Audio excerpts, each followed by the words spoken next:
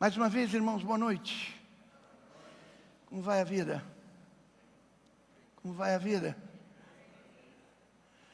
Você sabe que a causa de muitos problemas emocionais e espirituais residem na nossa falta de comprometimento em alguma área com a qual nós deveríamos estar comprometidos? Vou repetir. Alguns dos nossos problemas emocionais e até mesmo espirituais podem, e na grande maioria das vezes, estão relacionados com a nossa falta de comprometimento com algumas áreas, repito, que nós deveríamos estar comprometidos. Nós vamos reavaliar isso essa noite, porque o Senhor, Ele faz uma pergunta. O contexto inicial dessa pergunta está lá no livro do profeta Ageu. Você conhece a palavra de Deus? Você conhece o sentido da palavra do profeta Ageu, quando a exortação ali era para que o povo ganhasse ânimo novamente para reconstruir a casa do Senhor, não é? O que acontecia ali é o que acontece muito hoje. É evidente que eu não estou falando isso para os irmãos diretamente, mas o que nós vemos hoje acontecer, das pessoas mais preocupadas com o seu próprio umbigo, seus problemas pessoais, e esquecem outras áreas da vida com as quais, repito, deveriam estar comprometidas, e pelo fato de não se comprometer, acaba atingindo a sua própria vida. Ou seja, cada vez mais as pessoas não estão indo além de si mesmas, mas buscando apenas seus próprios interesses. Isso é sinal dos tempos.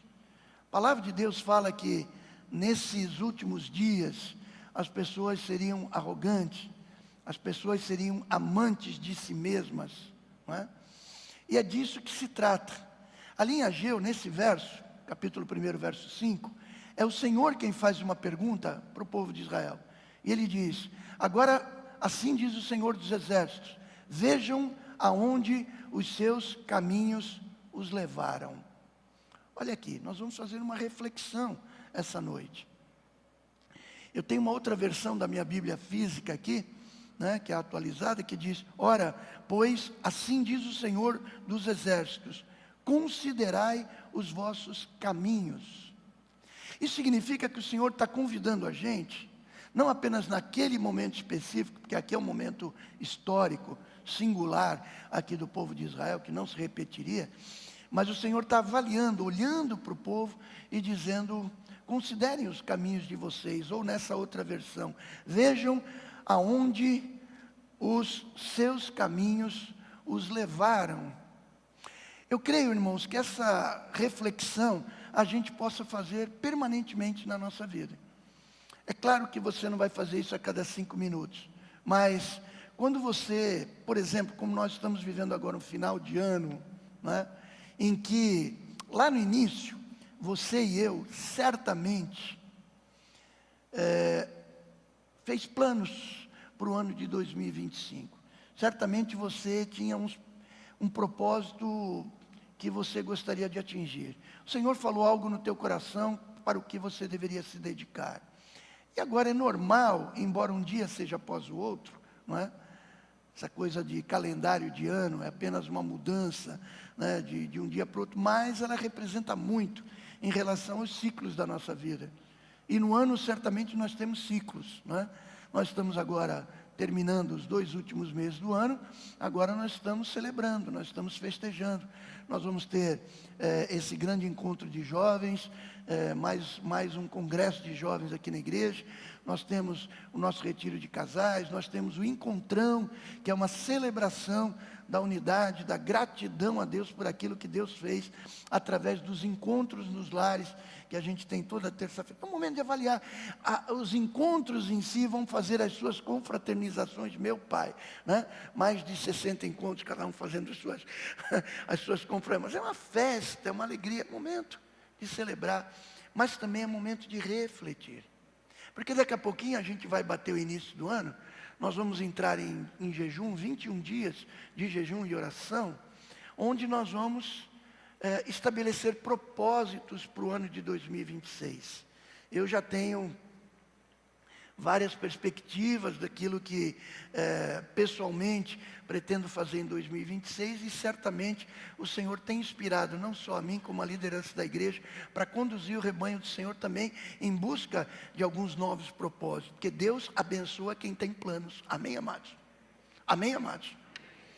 Portanto, é necessário que você faça essa escuta íntima, ouça do Senhor aquela que é a sua vontade soberana para a sua vida, para você poder empreender nesse novo ano em busca da realização desses propósitos. É momento de refletir. Não só aqui, por Deus, eu peguei essa expressão do Senhor, esse questionamento de Deus, mas para vários momentos da nossa vida em que a gente tem que considerar o nosso caminho. A gente tem que olhar para trás e ver aonde os nossos caminhos nos levaram. Não é?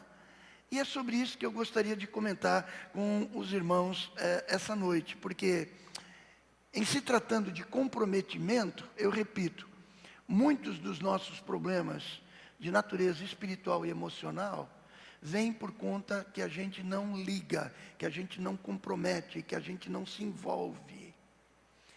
E a palavra de Deus nos incentiva sempre, queridos, a estarmos conectados, não apenas uns com os outros, mas num propósito soberano dele para a igreja do Senhor, não apenas para a tua vida individualmente. Eu quero trazer alguns dados para os irmãos.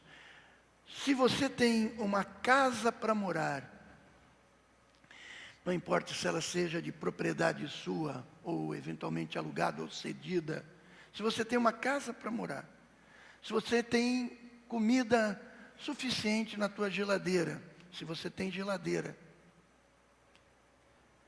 roupas no armário, se a tua resposta para essas perguntas for positiva, queridos, você possui mais do que, acredite, 75% da população mundial. Dá para acreditar? Eu vi uma entrevista essa semana com alguns países, isso aqui é uma pesquisa que advém disso, né? A pessoa comparando o que eles tinham no país deles, e o que a gente tem no nosso país. E uma das coisas que era mais marcante para eles é que eles não tinham banheiro dentro de casa. Todo banheiro era fora, uma fossa, esse tipo de coisa. Um outro dado que pode parecer impressionante para a gente, porque hoje qualquer pessoa que mora em qualquer comunidade na periferia mais paupérrima possível, costuma ter uma geladeira. E ele dizia, olha, nós não temos geladeira, isso seria um luxo, seria uma coisa tremenda se nós tivéssemos isso. Quando eles têm eletricidade. Então, falar em quem tem casa para morar, comida na geladeira e roupa no armário para poder substituir, trocar, você está além de 75% da população mundial. Se você tem algum dinheiro no banco, alguma poupança, se você tem um pouco de dinheiro na tua carteira ou disponível, um saldo no banco, você está entre 8% da população mundial. 8%. Ou seja, 92% da população do mundo vive com menos do que você. Se você nunca experimentou o perigo de uma guerra, a solidão dentro de um cativeiro, a agonia da tortura, a dor da fome, 500 milhões de pessoas no mundo experimentam isso hoje. Dos 7 bilhões aí aproximadamente de pessoas, 500 milhões, dor da fome, agonia da tortura, solidão de um cativeiro, perigo de uma guerra, 500 milhões de pessoas no mundo passam por isso. Se você frequenta uma igreja, como nós estamos aqui nesse templo hoje, sem medo de ser importunado, que alguém entre aqui, toque fogo na igreja, prenda você, ou eventualmente fuzile todo mundo aqui, sem medo de ser importunado, sem medo de ser preso, torturado ou morto, você é mais abençoado do que 3 bilhões de pessoas no mundo que não têm liberdade religiosa para cultuar o Deus, seja lá o Deus que eles creem. 3 bilhões de pessoas. Portanto, queridos, saber disso é importante a gente comentar, não deve trazer para a gente um sentimento de culpa, porque certamente nem eu, nem você somos responsáveis por essa situação em que tanta gente vive. Mas quando a gente pensa na situação privilegiada que a gente tem, minimamente, irmãos, isso deve trazer dois sentimentos aparentemente contraditórios, paradoxais, né? Primeiro, uma grande alegria por eu não ter essas privações que essas pessoas têm. Amém, amados? Amém, queridos? Por outro lado, também, a gente se sente incomodado pela quantidade de gente no mundo, e certamente não são menos de 3 bilhões, que incluem todas essas características negativas que eu trouxe para os irmãos, certamente estão vivendo isso. E esse incômodo, muitas vezes, vem pelo fato da gente ignorar homens, mulheres, crianças, idosos, que não têm aquilo que a gente tem. Eu repito, você não é responsável por isso. Pelo menos não diretamente em qualquer dessas situações, creio eu, né? Mas gastar, queridos, parte do nosso tempo, da nossa energia, do nosso dinheiro, apenas conosco mesmo. A palavra de Deus não diz apenas que é egoísmo da nossa parte, mas pode eventualmente até mesmo ser pecado. Isso porque, eu repito, cada vez mais a geração em que a gente vive é autocentrada. Não olha para o seu próximo, não sofre com a dor do outro, não chora com a dor do outro e não dispõe alguma coisa de si mesmo, por mínimo que seja, para poder amenizar essa situação dramática que vive tantas pessoas. Vamos ficar de pé, queridos? Vamos ficar de pé. Eu gostaria de, em primeiro lugar, antes de dar prosseguimento, olha aqui para mim, não de trazer para vocês, repito, sinceramente, nenhum sentimento de culpa, de comprometimento negativo com isso, ou como tivesse gerado isso, mas gratidão por aquilo que você tem, pela condição que você vive, pela liberdade que nós gozamos. Você pode dizer glória a Deus por isso? Levanta as tuas mãos, eu vou te pedir com toda a liberdade, que você abra a tua boca, que você revele a tua gratidão ao Senhor, por aquilo que o Senhor permite que você tenha no dia de hoje. Faça isso agora, em nome de Jesus. Faça isso agora, agradeça a Deus. Faça isso. Agradeça ao Senhor, amado. Agradeça a Deus. Agradeça a Deus. Agradeça a Deus. Louve o Senhor por aquilo que vai. Abra sua boca, meu irmão, com energia. Faça isso. Pastor Elias, ora conosco, meu irmão. Louvado seja o nome do Senhor. Aleluia, Senhor, Deus. te louvamos, te agradecemos, Senhor, por Glória a esse Deus. privilégio de termos vida, de termos paz, Aleluia, Senhor, meu Deus, de Pai. termos, Senhor Deus, uma Aleluia, família, Jesus. de termos uma casa, ó Deus, de termos, Senhor Deus, amigos e irmãos, podermos te Aleluia. cultuar. Muitas vezes somos negligentes, Senhor, para com essa Aleluia. gratidão, não damos valor, Senhor, Aleluia. a tudo aquilo que nós temos, bendito. oh Deus amado, e simplesmente quando perdemos, que valorizamos tudo isso. Amém, Mas nessa Jesus. noite queremos reconhecer que tudo vem das tuas mãos, tudo que nós temos, tudo que somos, tudo que vem de ti, Senhor, Aleluia, é para a honra e Jesus. glória do teu santo nome. Amém, Jesus. Perdoa-nos muitas vezes a ingratidão. E nessa Amém, noite Jesus. reconhecemos, Senhor, Glória que tudo a ti, que Jesus. temos é para a glória e honra do teu santo nome. Amém. Amém, Jesus. Amém, Jesus. Pode deixar aí, pastor Elias. Pode deixar aí. Você pode dizer obrigado, Senhor? Bem forte, obrigado, Senhor. Aplaudo o nome de Jesus. Toda a honra e toda a glória seja dada ao Senhor. Pode se assentar, meu amado. Glória a Deus. Então, o apelo meu aqui essa noite, que eu creio, irmãos, que venha da parte do próprio Senhor para a tua vida, não é? E isso naturalmente o Espírito Santo vai testificar em você, se aquilo que eu estou dizendo tem rebatimento aí no teu coração, não é? Escolha comprometer-se com Deus e com o seu reino. Quando você se compromete com Deus, quando você se compromete com o reino de Deus, venha o teu reino, seja feita tua vontade na terra como tem sido feita no céu, queridos. Certamente você vai se comprometer com pessoas, você vai se comprometer com o teu próximo também. Então, dois grandes questionamentos: em quem você crê e a quem você pertence? Em quem você crê? A quem você pertence?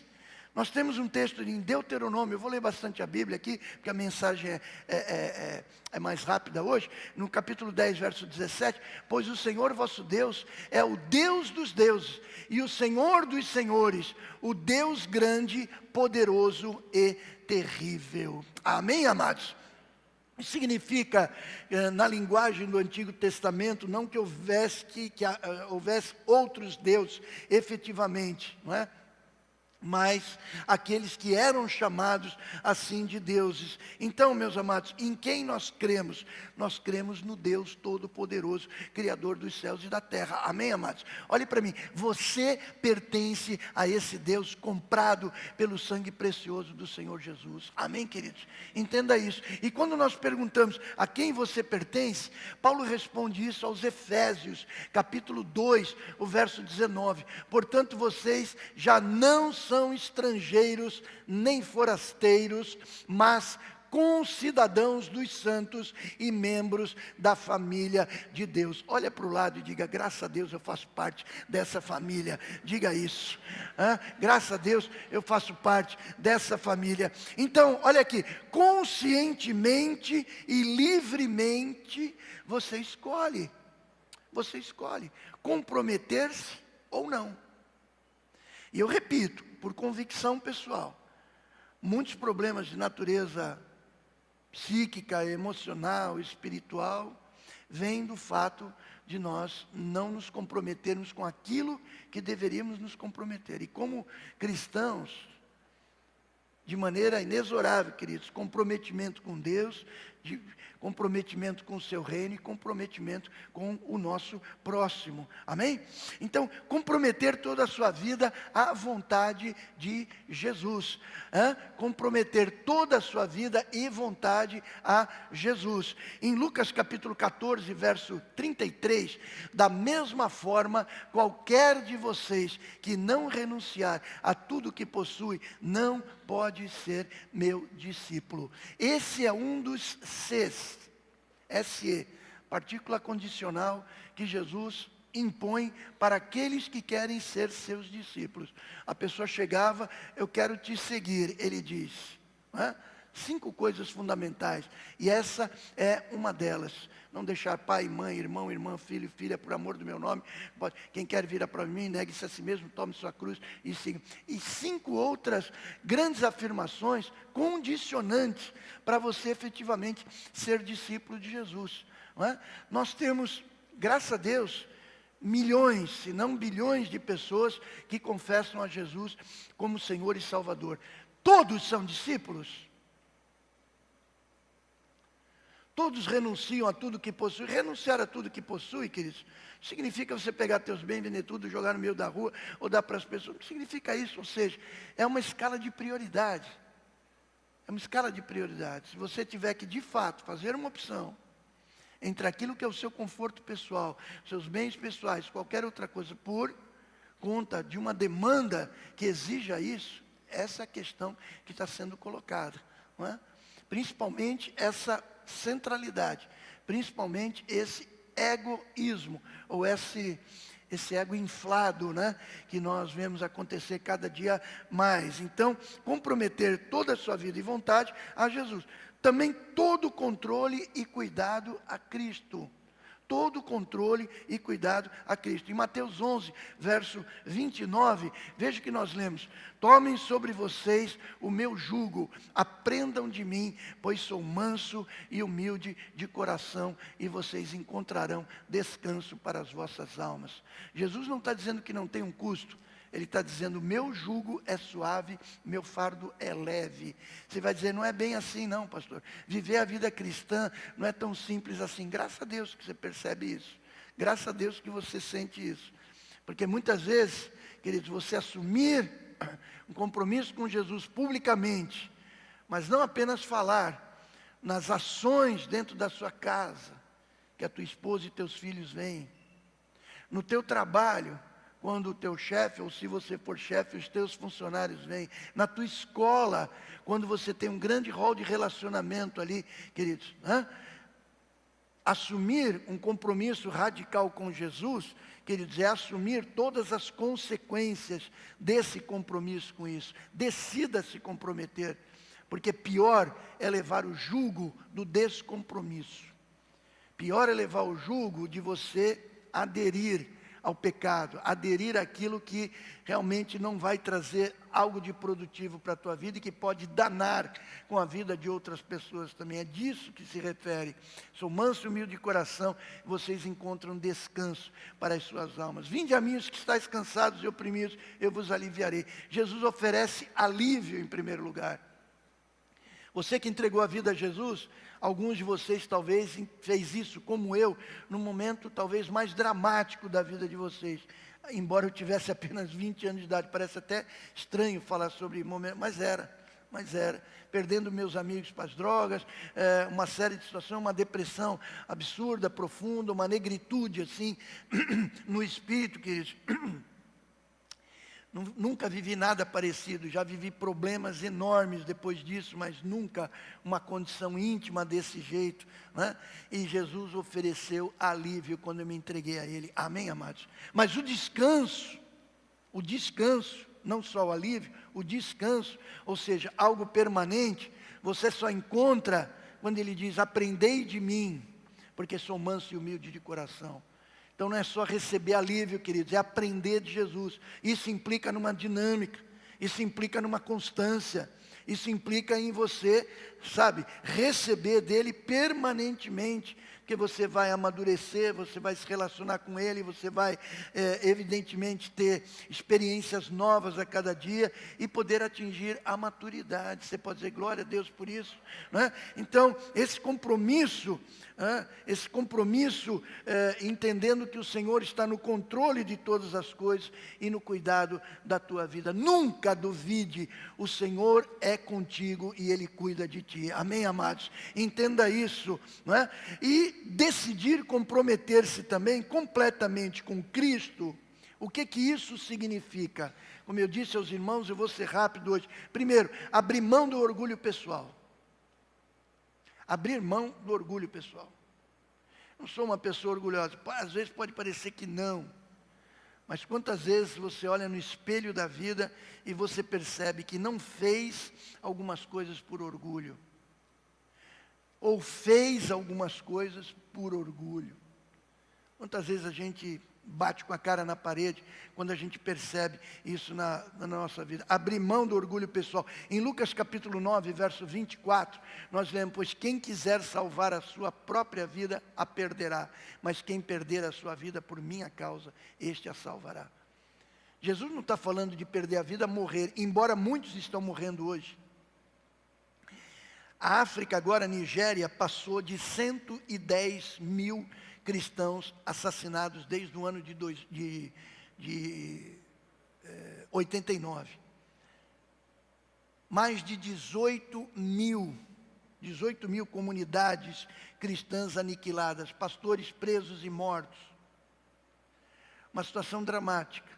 A mídia não fala nisso, a Globo não fala nisso, as outras mídias não falam nisso. Por quê? Porque não rola dinheiro. Se fosse um lugar onde a economia do mundo estivesse sendo abalada, você tem a certeza que isso estaria na notícia. Mas Isaías, eu repito, Isaías diz que o cheiro desses cadáveres chega até as narinas de Deus. Deus está se indignando com isso, irmãos. E o dia da ira está próximo, quando Deus vai dar a paga para quem se envolve com esse tipo de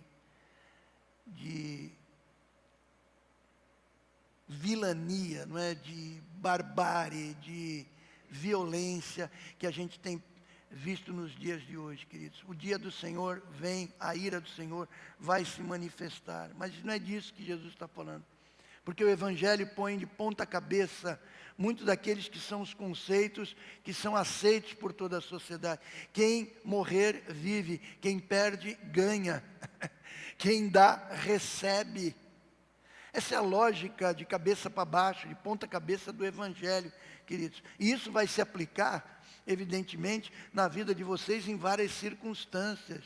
em que você vai perceber que é melhor você ceder para poder ganhar, investir para poder ver o resultado, perder em algum momento para você recuperar no momento ali na frente, porque você está abrindo mão do seu orgulho pessoal. Tomar a cruz, quando Jesus diz isso, queridos, é uma atitude de obediência radical a Jesus, por vontade própria. E você vai sofrer, evidentemente, as consequências desse amor a Jesus. Muitos têm sofrido com a própria vida e não abrem mão disso. Quantos cristãos já morreram em toda a história da humanidade, desde que Jesus foi assunto aos céus, por amor ao seu nome, não negaram o nome de Jesus. E concordar com Deus, queridos, é infinitamente melhor do que escolher a obediência, não é? Em qualquer situação, esse morrer para a vontade própria, né? Para muitos detalhes da nossa vida, não são só grandes situações, né? Mas são essas oportunidades que a gente tem de tomar essa cruz e morrermos para nós mesmos, para que Cristo possa viver em nós. Amém, queridos? Precisa peito para fazer isso, precisa resignação, precisa coragem para fazer isso, determinação de você se comprometer com isso. Comprometer-se com Cristo significa também aceitar a perspectiva do agir de Deus na nossa vida. Diga comigo, agir de Deus. Luciano Subirá tem um livro, que estou lembrando agora, que fala desse agir invisível de Deus. Do agir invisível de Deus, que a gente não percebe tantas vezes, né? Salmo 34, verso 8, veja o que está escrito ali, Salmo 34, verso 8, vamos lá? No meu texto diz aqui, provem e vejam como o Senhor é bom, como é feliz o homem que nele se refugia. Salmo 34, verso 8, não está sendo projetado aí, mas é aquilo que é a referência que eu faço, de aceitar a perspectiva, então, do agir de Deus. Olha aqui, queridos, a maneira de Deus agir muitas vezes pode não ser compreendida. E você se pergunta muitas vezes, por que Deus? E aí você tem que caminhar na plataforma da confiança. A palavra confiança tem como raiz fé. Credulidade no sentido de depósito de confiança, o pisteos. Né? O paco é pisteos, um depósito de confiança na pessoa de Deus. E você vai caminhar sobre as águas, quando faltar esse chão na tua vida. Mas isso sempre vai ser o melhor. Ainda que eu caminhe sobre as águas, que eu tenha que pisar e caminhar, é sempre a melhor decisão a tomar. Você pode dizer glória a Deus por isso, amados? Comprometer-se com Cristo completamente pode significar também encarar o mal na minha própria carne. Encarar o mal na minha própria carne. Carlos Macorde é um pastor queridão da Batista Memorial de São Paulo, ali de Alphaville. Tive com ele há um tempo atrás, né? Ele tem um ministério chamado ligado à videira, frutificação, não é? E esse homem afirma, a nossa carne nunca melhora, nunca melhora. Ele é um homem de Deus, alguém que a gente conheceu ali na igreja, como eu disse, Batista Memorial de Alphaville, é um camarada tremendo, exerce um ministério tremendo, e ele diz, a nossa carne nunca melhora, queridos. Então nós temos que encarar isso, temos que admitir isso. Em Tiago capítulo 1, versos 14 e 15, eu li, se não me engano, no domingo passado, aqui com os irmãos, tem aí, Alana? Né? Cada um, porém, é tentado pelo próprio mau desejo. Olha aqui, mau desejo é concupiscência da carne. É o desejo que faz parte de nós, e que a gente joga em cima do diabo. O diabo é inimigo mortal, queridos. Né? Mas ele diz que ele dá, como eu costumo falar, ele dá uma surfada no nosso próprio desejo, na nossa própria natureza decaída. Cada um é tentado pelo próprio mau desejo, sendo que por este arrastado e seduzido. Então esse desejo, tendo concebido, dá a luz ao pecado. E o pecado, após ter se consumado, gera a morte. Ou seja, se você vacilar, queridos, se você vacilar e não aceitar, não encarar o mal que está na tua própria carne, você vai ser vítima dele. Porque ela vai ascender, ela vai dominar.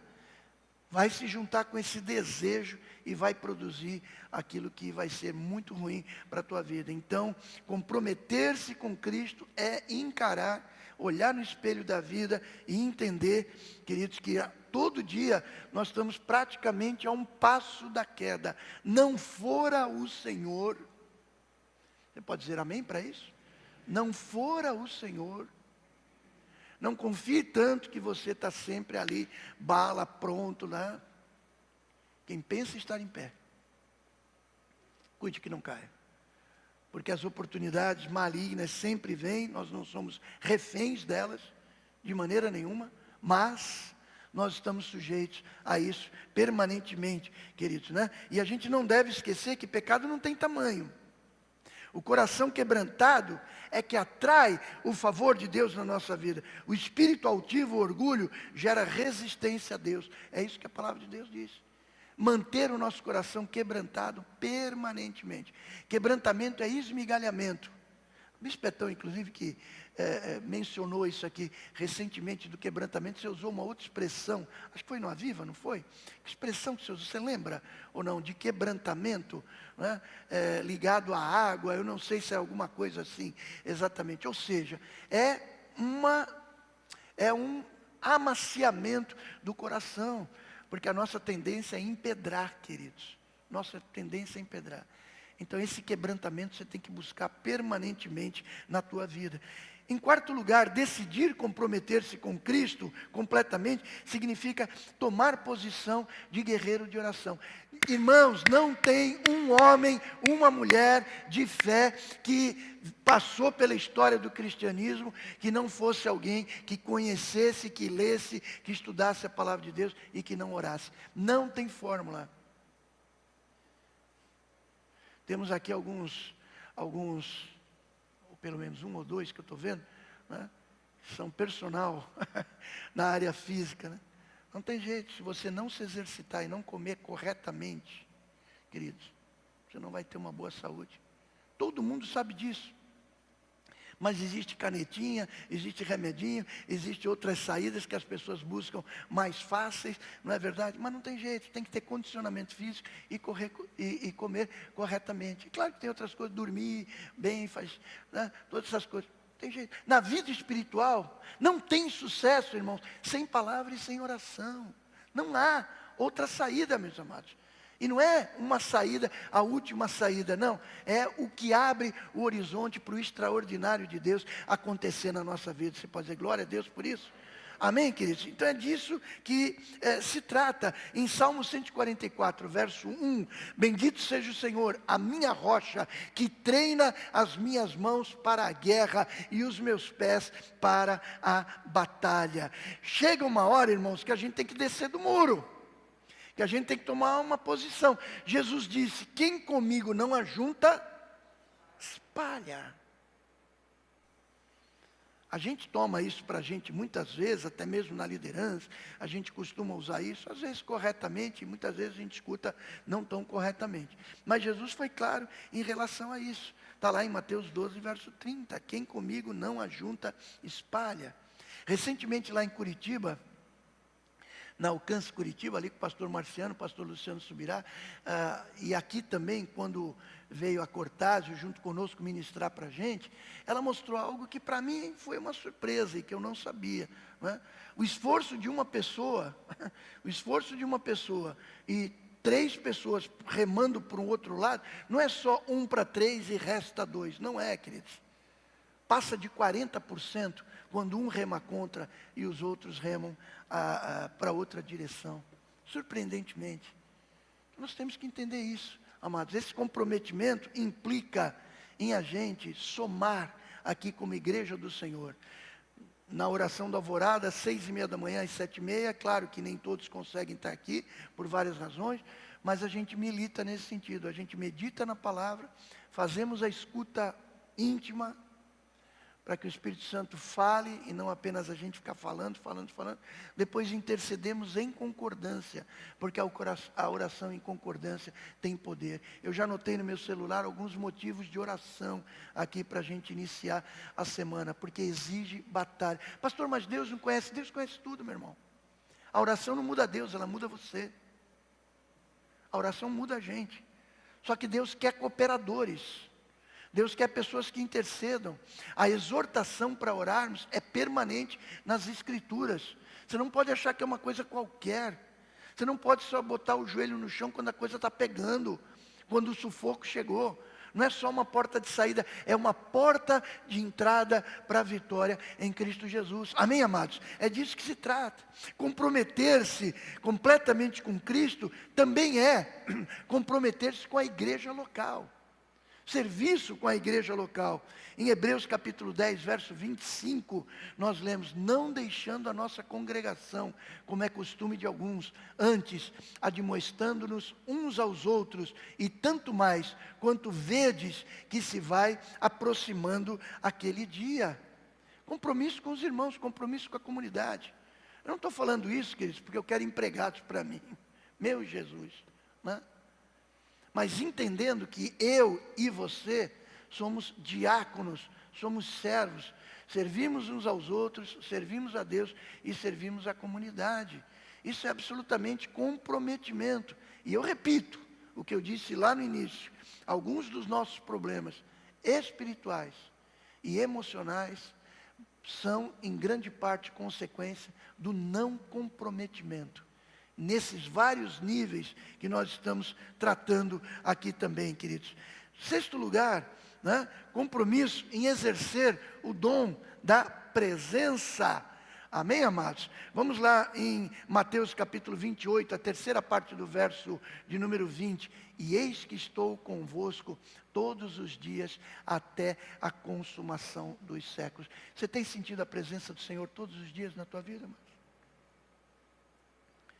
Constantemente você cai para dentro de si mesmo, você percebe o que está acontecendo à tua volta, e você pode afirmar com toda a convicção: Ele está comigo, Ele está ao meu lado. Jesus disse: eu vou, mas deixo o meu Santo Espírito, Ele estará convosco também, vos auxiliando, né? Trazendo tudo aquilo que é necessário para a tua vida. Em Romanos capítulo 12, verso 15, Paulo afirma: alegrem-se com os que se alegram, chorem com os que choram. Portanto, não é só a presença do Senhor, é a presença uns com os outros. Vocês, irmãos, olhem aqui, são a minha família espiritual. Amém, querido? Eu tenho 2 irmãos longe de mim, moram em outras cidades bem longe. Minha esposa não tem nenhum parente mais diretamente aqui no Brasil, e pouquíssimos na Suécia também, né? Às vezes ela chora, lembrando dos parentes que se foram, uns porque o Senhor recolheu e outros porque foram mesmo, né? Eu também lamento alguns dos meus queridos pais, avós, parentes, queridos também que já não estão juntos, meus irmãos que estão longe. Agora temos os nossos 2 filhos, os nossos 2 netos. Mas, queridos, vocês não imaginam que a gente prioriza estar aqui em Santos, fazendo a obra para a qual o Senhor nos chamou, ainda que a nossa família esteja longe, ainda que a gente pudesse estar com eles. Nós priorizamos aqui, pelo nosso ministério, cada um de vocês como a nossa família. Você pode dizer glória a Deus? Valorize isso, irmão. Valorize isso. Vocês estão juntos com a gente, choram com a gente, se alegram com a gente, e a gente quer ser participante também das alegrias e eventualmente das tristezas de cada um de vocês, estarmos juntos também, estar perto, ao lado, caminhar junto, queridos, daqueles que precisam, faz toda a diferença. Ela pode não apenas trazer cura para você, mas pode trazer cura para os outros também. Diga em nome de Jesus, amém? Dois comprometimentos importantes com Cristo: fazer o compromisso de empatia com a dor do outro. Olha aqui, às vezes normalmente exige tempo, às vezes exige recursos materiais seus, às vezes exige energia pessoal, né? Priorizar em determinadas situações. Eu louvo a Deus aqui na igreja porque eu vejo isso. na vida de tantos e tantos irmãos que se dedicam, né? Não apenas na obra do ministério, mas também em relação a outras vidas. Em Filipenses 3, verso 10, Filipenses é a carta da alegria, né? O apóstolo Paulo agradecendo aos filipenses pela manutenção do seu ministério. Quero conhecer Cristo, o poder da sua ressurreição e a participação em seus sofrimentos, tornando-me como ele em sua morte. É o que diz o apóstolo Paulo. Amém, queridos? Comprometa-se, queridos, com os irmãos. Comprometa-se com o teu próximo. Isso vai ser de bênção para a tua vida, porque quem dá, recebe. Você pode dizer amém para isso? Amém, queridos? E por fim, queridos, falar menos e começar a agir. Falar menos e começar a agir. Comprometimento não é só de boca, é de fato e de verdade. 1 João capítulo 3, 18, nós lemos: filhinhos, não amemos de palavra nem de boca, mas em ação e em verdade. Milton Nascimento cantou: todo artista precisa ir aonde o povo está, não é? Não cantou? Eu gostaria de fazer uma parábola disso, dizendo: todo cristão vai onde as pessoas estão, ver o que está acontecendo com elas e se dispondo para ajudar. Você pode dizer amém, queridos? Chorar com os que choram. Deus escolheu a igreja para isso. Deus precisa de nada, queridos. Deus precisa de nada. Nós o adoramos, nós o bendizemos, nós somos gratos a Ele, porque não fosse pela graça salvadora, pela fé em Jesus, nós estaríamos desgraçados. Nós estaríamos com o nosso destino eterno comprometido. Portanto, fazer algo, queridos, comprometimento com a obra do Senhor. E eu disse aqui alguns dos itens que eu escrevi, eu poderia ter escrito outros também aqui, não é verdade? Comprometer a minha vida e a minha vontade. Colocar tudo no controle e cuidado do Senhor Jesus, abrir mão do orgulho pessoal, aceitar a perspectiva do agir de Deus, encarar a minha própria carne, o mal que está nela, tomar posição em oração, compromisso com a igreja local, exercendo o dom da presença de Deus na nossa vida, empatia com a dor do outro e agir efetivamente, queridos, né? Deus escolheu a igreja para isso.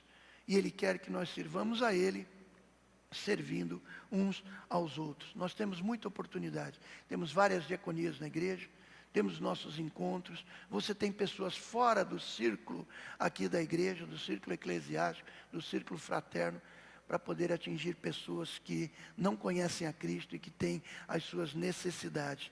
Por fim, ganhar e cuidar para Cristo é a nossa missão. A igreja local é a esperança do mundo, afirma Bill Hybels, tão conhecido, né? Que iniciou um trabalho tremendo, mundo afora, né? Que permanece até os dias de hoje. Ganhar e cuidar para Cristo. Vamos ler isso, queridos, juntos? Ganhar e cuidar para Cristo é a nossa missão. A igreja local é a esperança do mundo. Amém? Irmãos, olha aqui, isso tem a ver diretamente com cada um de nós. Isso tem a ver com você. Em Gálatas capítulo 2, verso 20, nós lemos: fui crucificado com Cristo, assim já não sou eu quem vive, mas Cristo vive em mim. A vida que agora vivo no corpo, vivo-a pela fé no Filho de Deus, que me amou e se entregou por mim. Você pode aplaudir o nome do Senhor, amados? Glória a Deus por isso. Coloca de novo esse verso, Lana, por favor. Veja que Paulo diz: fui crucificado com Cristo. O que significa isso, irmãos? Que eu me identifico com a morte de Jesus Cristo na minha própria vida. Me identifico com a morte. De que maneira eu me identifico? Ele se entregou por amor a mim, por amor a você. Nós devemos nos entregar por amor a Ele e por amor aos outros. Amém, queridos? Assim já não sou eu quem vive, mas Cristo vive em mim. O que é isso? O que significa? Que Ele tem um poder dominante sobre a nossa vida. Não é mais o meu ego e nem é mais o poder dominante do pecado, como Paulo afirma em Romanos 8, verso 2. O espírito da vida agora controla o espírito do pecado e da morte. Nós temos um poder dominante sobre a nossa vida. E a vida que agora vivo no corpo, vivo-a pela fé no Filho de Deus, que me amou e se entregou por mim.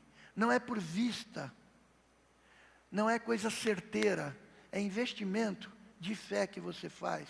Só que fé no Senhor Jesus é estar firmado sobre a rocha inabalável. Você pode investir em fé, você pode comprometer-se por fé. O Senhor vai honrar a tua vida em nome de Jesus. Amém, queridos? Vamos ficar.